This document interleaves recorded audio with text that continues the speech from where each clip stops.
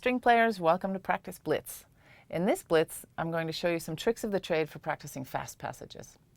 I'm going to start though with my usual disclaimer. Not all of these ways of working on facility will help you, but hopefully some of them will. This Practice Blitz is part 1 of playing fast. Part 2 is dedicated entirely to practicing in rhythms, which is a whole chapter in and of itself. So make sure to check out part 2 as well. Today I won't be going over learning a passage slowly. I think you know that you have to do that first, and you have to do it well before you can deal with speed. You need to know the layout of a passage, play it in tune, and be well set up physically in a slow tempo. Make sure that you're relaxed when you're practicing slowly, because relaxation will really be key when speed enters into the equation. Practicing slowly is essential, but just practicing slowly and then increasing speed gradually is not going to get you where you want to be in the end. In order to play fast, you really do have to practice fast, because many things in fast tempos feel completely different than in a slow one. When working on facility, you'll want to work in small batches, concentrating on particular aspects of playing fast. Before we start, I want to remind you to always aim for your best sound. Use a performance sound in the practice room. Don't wait for the stage. And I want to point out that practicing fast, like practicing anything, is a process of discovery, of finding out what is working and what is not working. Practicing for speed does not mean repeating things over and over again. Use your ears. They're your most powerful tool. 80% of your work in the practice room comes down to keen listening. Okay, let's get started. To demonstrate different ways of practicing, I've chosen 4 small excerpts from the first movement of Lalo's Symphony Espagnole. I like to think of playing fast as having to drive through tight little streets in an old city center.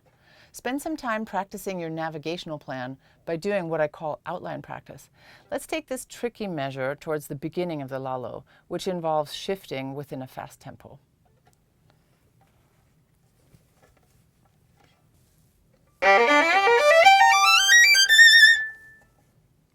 To get you thinking in groups of notes rather than individual notes, practice your main beats first.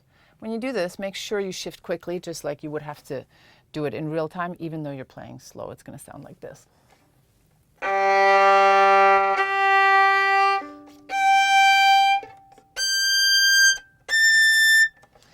don't know if you noticed, but I used my shifting fingers to get there, because that's how it is in real life. Let's hear that one more time.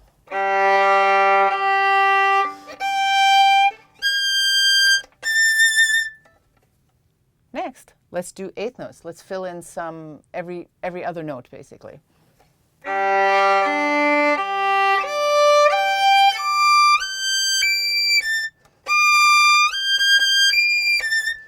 So I'm practicing just the back of that because I wasn't happy with that. Let's try that one more time. Whoops.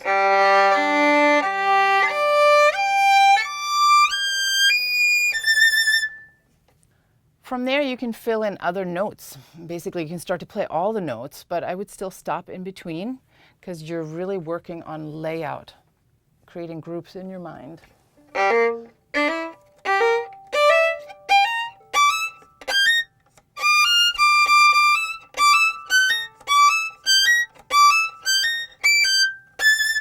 You see how I did a little bit of practice at the top? That's where I needed it.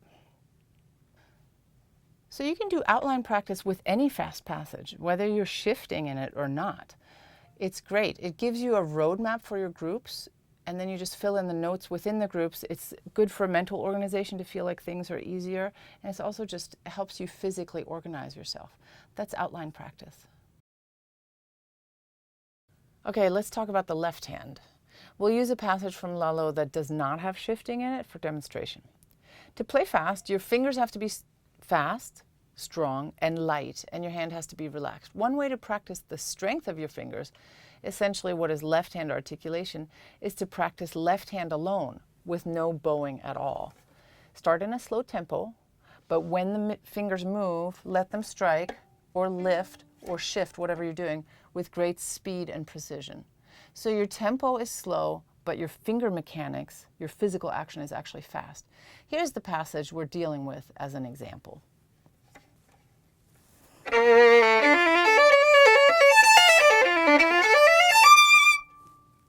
Okay, now here's how I want you to practice it. Let's start slowly.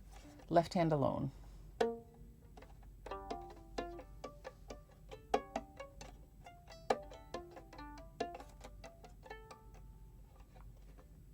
You're going to listen for those audible pops of the pitches. You really want to hear them. Let's try it a little bit quicker.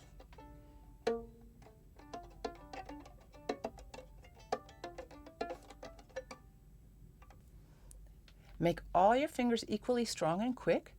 They should feel bouncy. Keep your hand nice and relaxed and move your fingers from the bass joints. That's down here. Listen carefully to make sure your fingers are moving perfectly in time with your metronome. Try it faster and then finally at speed.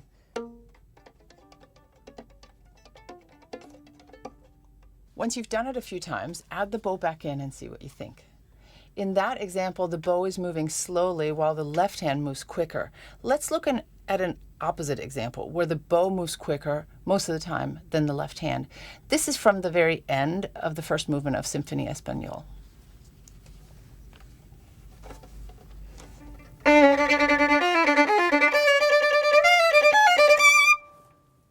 Okay, what I want you to do is I want you to practice that left hand alone. I'm going to show you how. Slowly first. A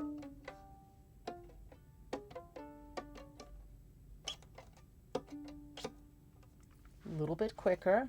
1, 2, 3, 4. A little faster still. 1, 2, 3, 4.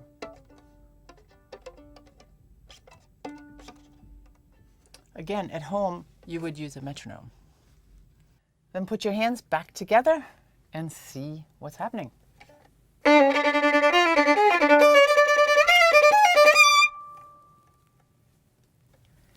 Let's spend some time on the right hand, specifically the quality of your sound and your awareness of string crossings. To make your string crossings fluid and your bow strokes perfectly timed, practice passages only on open strings. Now we're going to leave out the left hand. I'll demonstrate on another passage from Lalo. This one has string crossings but no fancy bowing, so it's a good one to start with. Here is the original passage.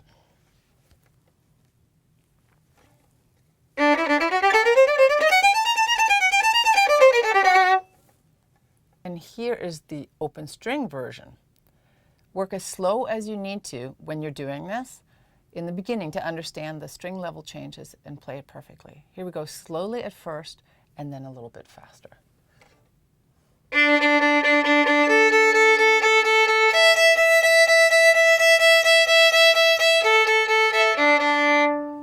little bit faster. A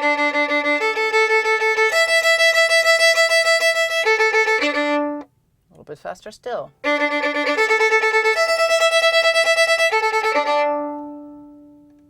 I wrote out the open string version just so you can see it, but I don't really do that in practice. I just do it in my head. You want to work on anything that needs a refinement in the slower tempo. The goal is always to discover problems, spots, or areas of confusion. Then speed it up or play it in small chunks, fast. I put the bowings in the end because I know that's where I would have problems. I might just do just that, or so that I know how to get out of there at the end. Finally, put the left hand back into the picture and hopefully things will flow a little bit better now.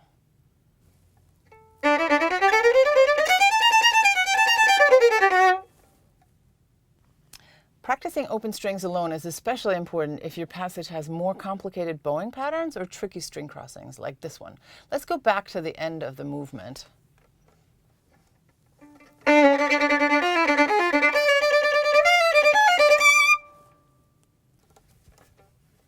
Here is that passage if we were to just play it in open strings alone. Slowly first.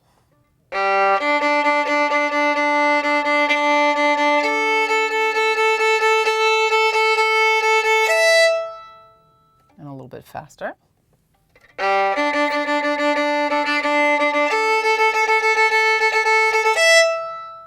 And work it faster and faster. When you're working on open strings alone, concentrate on the sound. Make your bow strokes powerful, smooth, even, and expressive. Include your dynamics, for sure. Incorporate everything you want in performance except for the left hand. Then put the pitches back in, and hopefully the bow will take care of itself and be a little bit more automatic for you. We're going to stay with the right side of the body for this next one, but the goal is, of course, always to coordinate the two hands. I like to understand exactly what's happening when on which strings. So to help me, I do one string snippets in practice. To do this, you'll practice in tempo, all notes on one string, stop, change your arm level to the next string, play all the notes on that string, stop, change again. We're going to try it with an example. Let's listen to the original first so it's not chopped up, but just how it would sound continuously.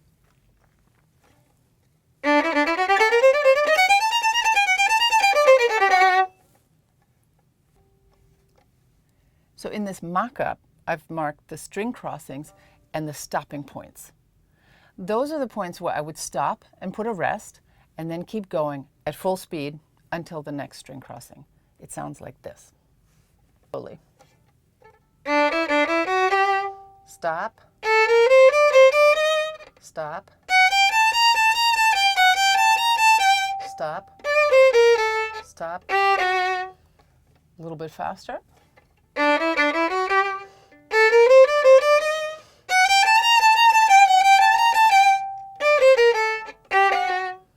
So already in my medium tempo, it's not really even going fast. I really don't like my 4/3s.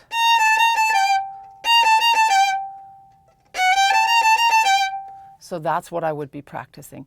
Then you bump it up, and finally, of course, put it back together.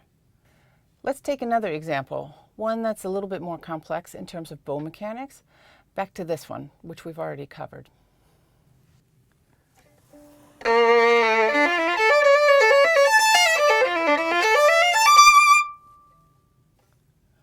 Okay, so here's the one string snippet version of this, all chopped up. I'll play it first slow and then a little bit faster.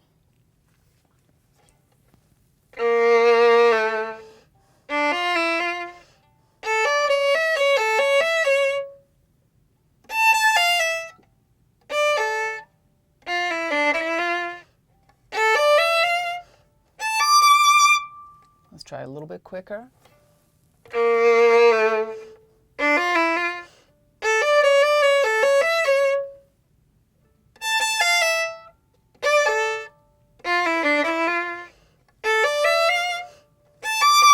A little bit faster still. Ready, 3, 2, 3.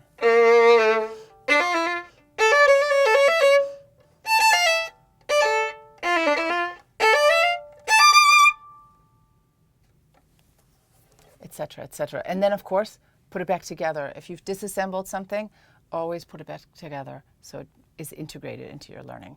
I wrote out what I'm doing in that excerpt, but that's just so you could visualize it. Notice I tried to create rests that imitate the rhythmic pattern of the original. So if the notes on the new string start off the beat, they will start off the beat in my alternate version as well.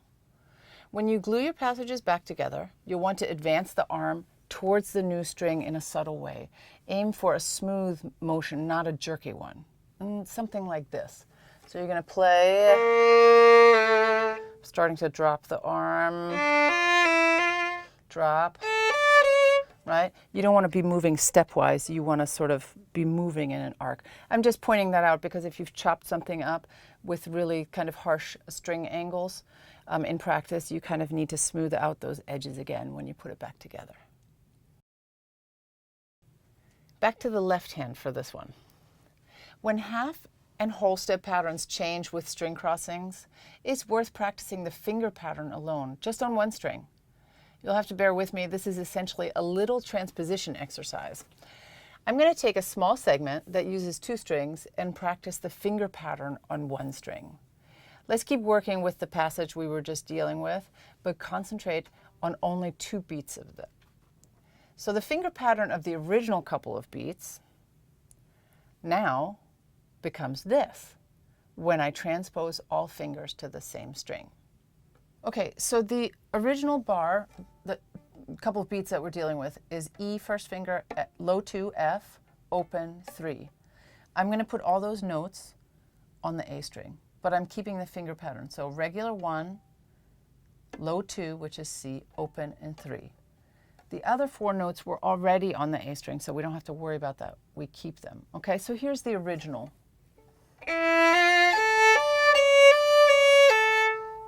And here's my practice version. A little faster.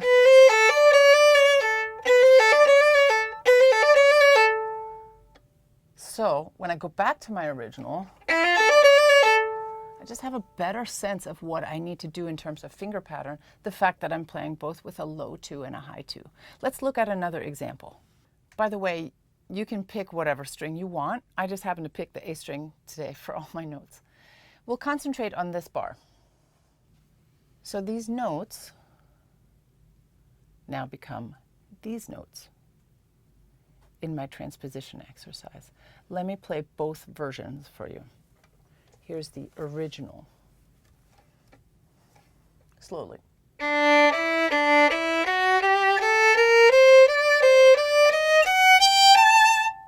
Okay, so I have starting 01, 01, high 2, 3, open, and then low 1, 2, 3, 2, 3, low 4, high 1, which now becomes B natural, low 2, 3, and low 4. It's going to sound like this.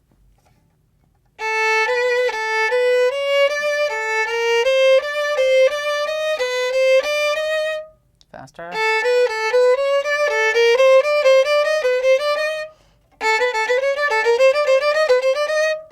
Etc., etc. You just work it up to speed, have a better understanding, and then go back to the original, see if it makes a difference for you. So this drill makes you more aware of what the left hand needs to do in terms of finger pattern without the challenge of crossing strings. In other words, it's simplifying, which is always good in the practice room.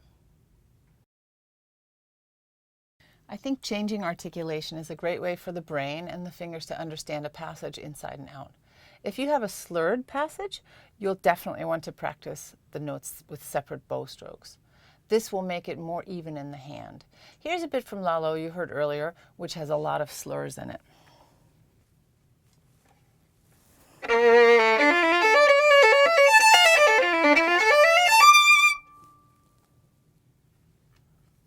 All right, here's a version with separate bow strokes. Not too fast at first.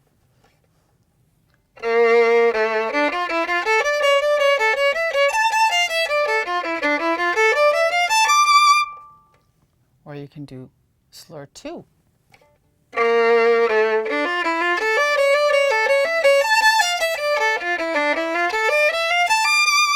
So right here, it's already tricky for me to do those string crossings, but it's not going to get easier when I slur them all, so I definitely want to do slur 2. Clean up as you go. If you find anything that doesn't sound great, go ahead and change it. And keep working up the speed with the metronome. You can do harder things, like slur 2, separate 2. Let's listen to that.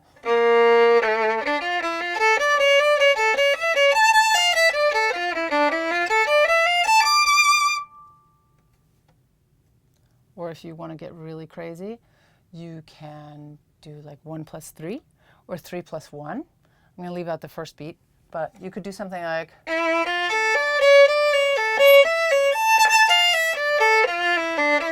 If you can do that, and you can work that up to a speed, or actually any of those, really get them to performance tempo, everything else, meaning the original, is going to seem really easy to you.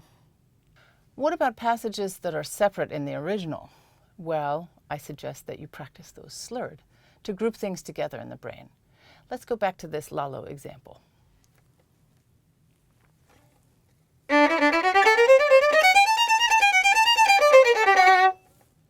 So that one you might want to practice slur 4.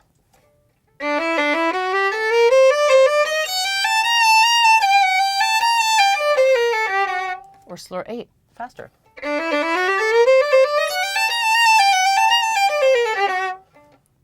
Maybe slur 16.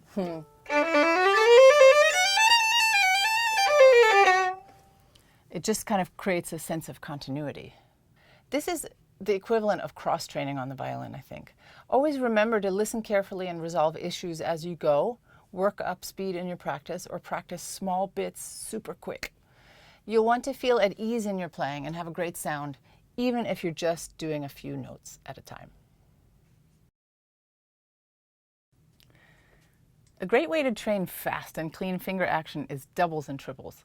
This exercise gives you lots of time to think and notice your tendencies, but in fact your left hand has to move quickly. What you're going to do is you're going to take a passage, and for each single note, play 2 notes in the bow, trying to be as clean as possible. So this passage from the Lalo that we already covered is going to sound like this in doubles.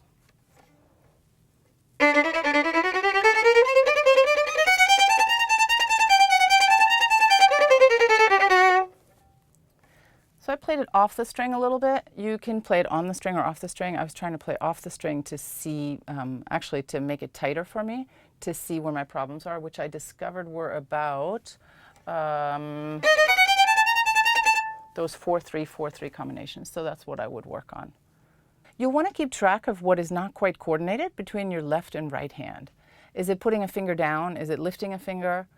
Perhaps crossing strings? Or getting to an open string that gives you trouble. You want to work on exactly what's giving you a problem and make it shine. Let's move on to triples, which I think are more challenging, and let's turn on the metronome for this one. So I've set the metronome to the 8th note.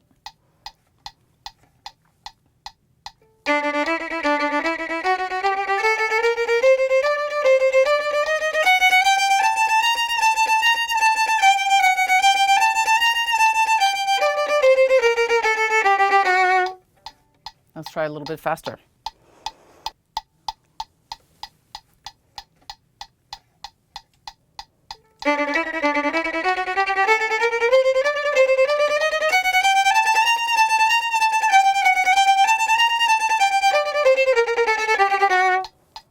So I'm having that same 4-3, 4-3 problem. That's what I would be working on in my triples. So find what isn't working in your playing when you do this, and train your brain and your fingers to make it really clean. What I like to tell my students is that their finger changes should pop and sparkle. Many of us over-effort when trying to play fast, which is counterproductive. If you're clenching in the hand or you have fingers that are marked with black lines from the fingerboard, it's definitely time to lighten up. To do this practice exercise, start by tapping the fingers on the pitches that you're about to play. Don't push all the way down into the fingerboard. To start, you will really be playing slow harmonics. Now let's call those harmonics finger pressure number 1 in the left hand. The bow in this exercise is going to be forte. Here's how it's going to sound. It's going to sound pretty horrible if you're doing it right. Okay, here we go.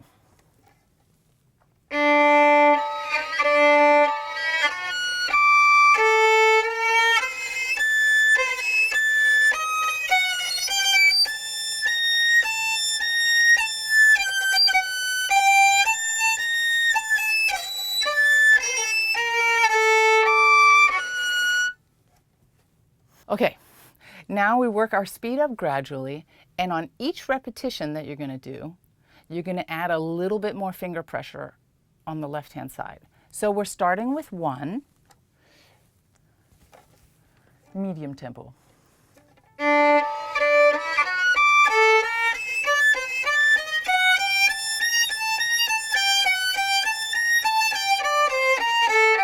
2,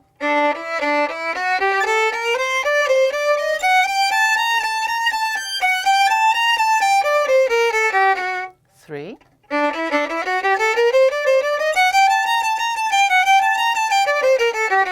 4, 5, 6.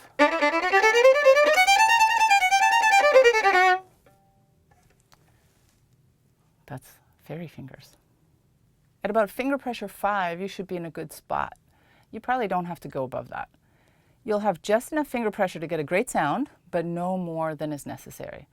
So that's what I call fairy fingers. They're light, they're quick, but they're powerful.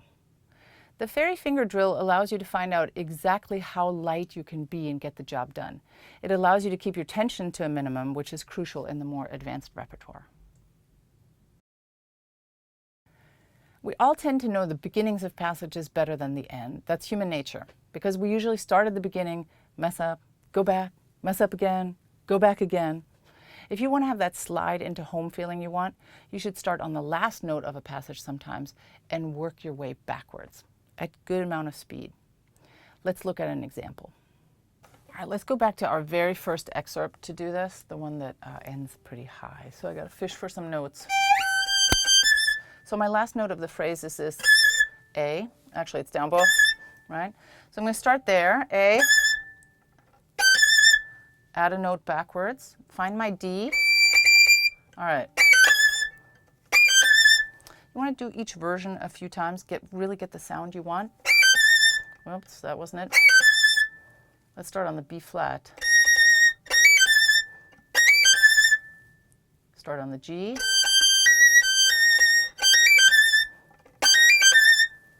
I'm going to back up to the E. Let's see, that's right. Back up to the D. No, that wasn't right. Etc., etc. Keep backing up until you have the whole thing. In this particular case, the biggest challenge comes at the end, so that works especially well. But this practice technique always stacks the deck in your favor, no matter what the notes are. When you're done, you will have practiced the end of the passage way more times than the beginning of it. Plus, it gives you a chance to really hear your sound at the end of passages and sculpt it just the way you want it to sound. Expanding snippets is another way of slicing up your passage into bits, but playing it fast. This time, however, you won't start from the back. You're going to start from the middle of a lick. Start with 2 notes in the middle of a section you're trying to conquer, and then add a note on either side and keep expanding to include more notes. Let me demonstrate. So we're going to start in the middle of the bar with E and G. That's the slow version. Keep your bowing, do it fast. Add a note.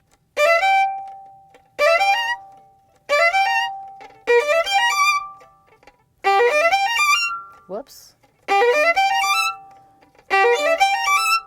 Etc., etc. Keep expanding, expanding until you have the whole thing in your hands. So that's expanding snippets. Remember to practice at slower and at faster tempos. Honor where you are. Don't get sloppy just to play fast. But do challenge yourself to practice fast. If you're getting gummed up in a passage, what I like to call a case of the spaghetti fingers, spend some time experimenting with lifting fingers. Leaving fingers down can sometimes be more efficient, especially if you're going right back to a note or in a scale. But generally, lifting or rolling off the fingers as you go can make your fingers more independent, which is great for fast playing. It's all about finding what gets you ready for the next few notes that are coming up. Let's look at an example. Just the beginning of this. Right? Let's just see what we could do there. So in the beginning of this bar, we could, it's a scale essentially. Human nature might be to just keep adding fingers.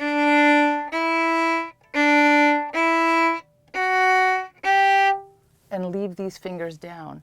If I do that completely, I probably will not be quite ready for the B flat. So the kind of leaving down version is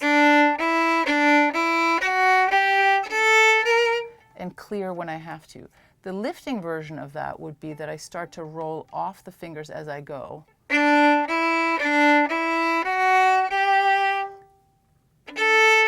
So by the time I'm at the G, I've already lifted 1 and 2. That's an example of that. Let's look at another example. This one might be a little bit less obvious. We're going to go to the end of the concerto again and look at the last 2 beats of an excerpt that I already played for you. This one, which involves 3rd position and extension. All right, so in those last 2 beats, we're in 3rd position. We've got an extension coming up. There are 2 ways to do it. One is leave the first finger down once it's played. Leave it down. This makes it more likely that when you get back to 1, the D, it's in tune. The other option, just because it is an extension, it's farther to reach, is you could lift. I'm still trying to stay over it, but I just released a little bit so I could get a better grip. Now what you do is really, it's a It's a personal preference. What I would do in this particular spot, actually, since I tried this out last night, is that I don't totally lift one, but I kind of lighten it so it almost feels like a harmonic in my hand. How do I know that? Just trial and error. The decision to lift or leave fingers down is unique.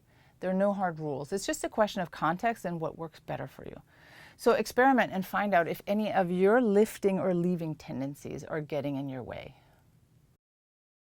To find out if all my fingers are equally strong and comfortable, I sometimes practice with accents on various notes. I'm really talking about left-hand accents when I do this, but for the purposes of this demo, I think I'll accent both left and right hand so you can really hear it. I use meter shifting to help me, and you'll see what I mean when I demonstrate. In a running 16th note passage, I would start with the obvious notes, the ones that are on the beat, actually accenting those. We're going to do it with a metronome at moderate speed for right now.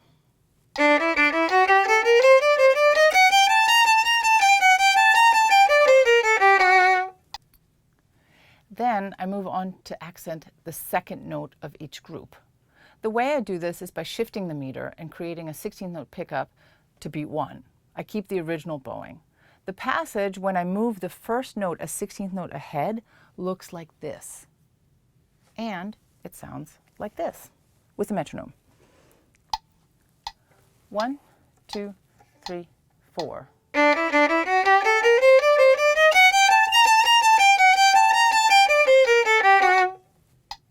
Then you accent the third note in a group. Make the first 2 notes of the bar 16th note pickups to the first beat with metronome.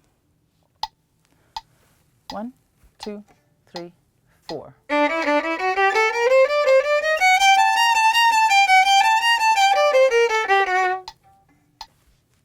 And finally, the last one, create 3 16th note pickups to the main beat. 1, 2, 3, 4.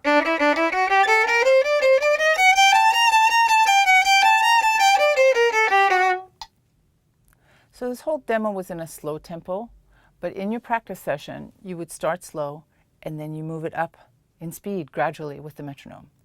You can also accent other things in a passage that are sluggish for you, with or without shifting the meter. For example, I often accent shifts, so they're really on time, or fourth fingers, which are non-cooperative for me, or all the lifting fingers, which for me tend not to operate as quickly as putting fingers down, or all up bows, whatever. Experiment and see what works for you. It's important to get a great start to a difficult fast passage, so spend some time practicing just your transition into passage work. This can be an important practice tool if you feel like you can play the passage by itself out of context, but then in a run-through it doesn't work out the way that you expected. Going back to one of our previous examples, I'm going to spend some time just practicing getting into the material.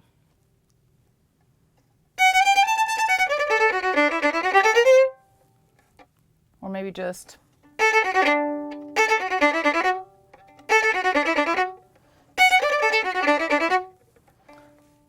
make it clean. Practicing transitions is also crucial to make sure you're starting in the place of the bow that you want to be in. Let me give you an example. This little clip, right? The bar before, if I use too much bow getting into it, I find myself at the frog, which I don't want. Conversely, if I don't use enough bow or if I get caught at the tip, then I'm caught out here. I don't want that either. So you do want to make sure that you practice getting there. Don't forget that transitioning from silence can be tricky too. In our very first Lalo example, I would spend some time practicing how to start that particular bar, how it's going to feel in context coming from the rest, where in the bow that you want to start it. For me, for example, I tried it at the very frog and I don't do as well, so I tend to start up here.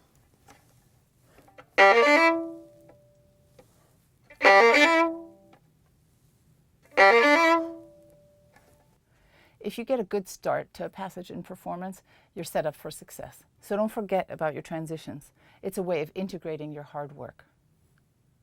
Well, that was fun and should give you some things to do in the practice room. Don't forget to check out part 2 of this video. I hope a few of these alternate practice strategies are helpful to you. Stay playful in your work. Don't get stuck in a rut working on facility the same way every time. Try out different ways to tackle the problems. And remember that practice doesn't make perfect, practice makes permanent. Before I go, I want to leave you with a list of some of my favorite resources for practicing what I call virtuoso material. Here's a great book written by a cellist, but definitely not just for cellists. Cornelia Watkins' Raws and Dust, Teaching, Learning, and Life from a Cellist's Perspective. Another great book, and not just for pianists, although it is written by one, is William Westney's The Perfect Wrong Note. Next up, some etudes. Schradiak Book 1, Exercises for Promoting the Dexterity in Various Positions. It's available on IMSLP for free, and a little bit of these exercises every day goes a long way. Finally, don't forget to do some fast scale and technique practice every day. Playing fast is a skill that can be learned, but not if you save it for your repertoire only. All right, happy practicing, everyone. Don't overdo it out there. See you next time.